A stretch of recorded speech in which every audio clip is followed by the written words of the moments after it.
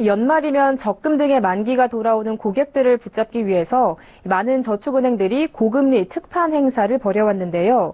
올해는 이 저축은행 특판 상품들이 크게 줄어들 것으로 보입니다.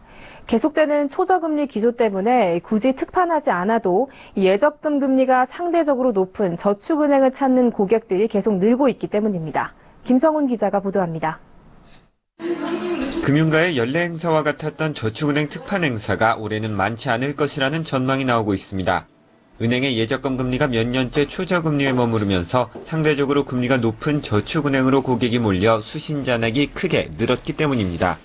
저축은행 중앙회 공시에 따르면 지난 14일 기준 79개 저축은행의 1년 정기예금 평균 금리는 2.06%로 평균 1.3%에서 1.5% 수준의 시중은행 예금 금리에 비해 0.5%포인트 이상 높습니다. 이처럼 상대적으로 높은 예금 금리 덕분에 지난 8월 기준 저축은행 업계의 수신잔액은 지난해 말 37조 6천억 원보다 10%나 증가한 41조 7천억 원을 기록했습니다. 저축은행 수신잔액이 40조 원을 넘어선 것은 지난 2012년 12월 이후 처음입니다.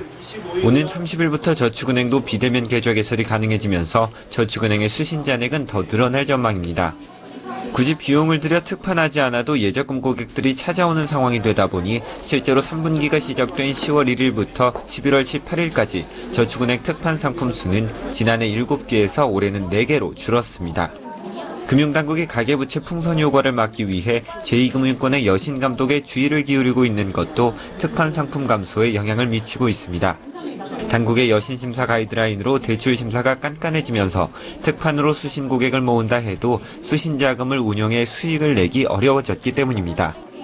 저축은행 업계 관계자는 대출 규제 강화로 자금운용처가 마땅치 않은 상황에서 비교적 높은 금리 덕분에 저축은행으로 수신 고객이 몰리면서 수신과 여신의 균형을 맞추기 위해 특판을 줄이는 분위기라고 설명했습니다. 서울경제TV 김성훈입니다.